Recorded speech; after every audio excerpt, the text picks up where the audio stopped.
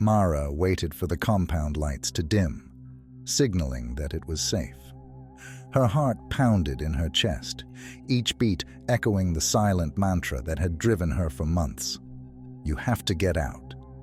She and her children couldn't stay here, trapped by the rules, the isolation, and the fear. Tonight, she'd risked it all. The overseers believed the outside world would corrupt anyone who left, but Mara believed that whatever awaited them outside was better than the darkness within. With one last look around her dimly lit room, Mara shook her two young children awake. Whispering, she said, "Remember, we have to be quiet. We're going on an adventure. Are you ready?" They nodded, eyes wide, more excited than afraid. At 6 and 4, they were too young to understand the risk, but she needed them to trust her. Her heart ached with the weight of their innocence. They slipped out into the night. The compound stretched behind them, darkened buildings looming like silent guards. She shuddered, remembering the whispered stories of families torn apart, of children taken from mothers who dared question the leader. Mara clutched her children's hands tighter. The first mile felt almost hopeful, the chill of the November night invigorating. She navigated by the moonlight, careful to avoid the gravel paths that could crunch underfoot. With each step, she felt the pull of freedom. She could smell it in the air, could feel it in the open space around her. Yet a strange sensation grew alongside her relief, the feeling of being watched. She turned, but the compound lay silent and still. Another hour passed, and her nerves began to fray. They crossed into a patch of forest, moving deeper into shadowed trees. The leaves rustled underfoot, and a faint breeze whispered through the branches. But something felt off, like there was another presence among the trees, watching them. Her daughter tugged at her hand. "Mommy, are we playing hide-and-seek?" she asked, her voice a hushed giggle. Mara forced a smile, hiding her fear. "Yes, sweetheart, we're hiding, so we have to be very quiet." As they walked, she heard it, a snap of a twig in the darkness behind them. She froze, pulling her children close, listening to her own racing heartbeat. She looked over her shoulder. Nothing, just the trees, tall and silent. They pressed on, but the feeling grew stronger, like a cold breath on the back of her neck. Shadows seemed to thicken around them, and Mara couldn't shake the feeling that they weren't alone. Every step felt slower, heavier, her own fear twisting into something surreal. Then, a voice. "Mara." It was faint, almost swallowed by the night. She spun around, gripping her children's hands tightly, but there was no one there.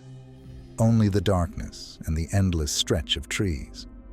Her youngest, still clutching her hand, looked up and whispered, "Did you hear that, Mommy?" Mara's heart hammered. She managed a soft, "No, honey, let's keep going." They trudged forward, but the air felt thicker, colder. Her children began to shiver, and she wrapped her coat around them as best she could. Another sound, closer this time. Footsteps, soft but deliberate, as though someone was stepping in sync with her, matching her every move. "Stop playing games!" she called out, her voice wavering. Her own words echoed back at her, lost in the night. There was no answer, only silence. Her pulse thundered as she glanced back, half expecting to see a figure emerge from the trees. But it was only shadows, looming, stretching. Suddenly, her son yelped, pointing into the darkness. "There! I saw something, Mom!" Mara's breath hitched as she peered into the night. At first, she saw nothing, only darkness and the distant outline of trees. But then, just barely, she caught a flicker of movement, a shape, tall and cloaked, almost melting into the shadows. Her blood ran cold. "Run!" she whispered, gripping her children's hands. "Don't look back, just run!"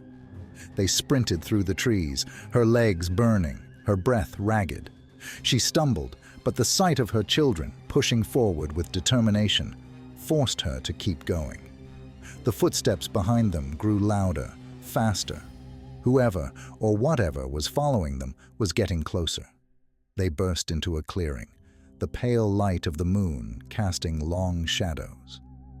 Mara glanced back, desperate for a sign that they were alone.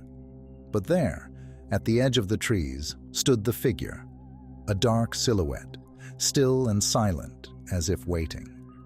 It wore a long, flowing robe, and though its face was hidden, she could feel its eyes fixed on her, pinning her in place.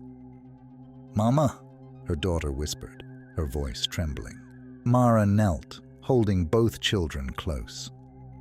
"It's okay," she whispered, though she didn't believe her own words. "We're safe now. Just keep looking at me." The figure took a step forward, then another, each movement slow, deliberate. It raised an arm, pointing directly at Mara, and a voice drifted through the air, cold and lifeless. "You cannot leave." Mara's heart thundered. Her voice cracked as she spoke, her words barely audible. "We have to go. This place, it's not our home anymore." The figure took another step forward, the shadows thickening around it, wrapping it in a cloak of darkness. A memory flashed in Mara's mind. Her time in the compound, the feeling of being trapped, watched, controlled. But now here, under the open sky, she felt the stirrings of a power she'd long thought she'd lost. With a final surge of courage, she lifted her head. "We're not going back. We're free." The figure paused, as if considering her words.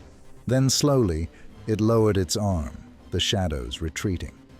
The cold grip on Mara's heart eased as the figure began to dissolve, melting into the night, leaving nothing but the soft rustle of leaves in its place.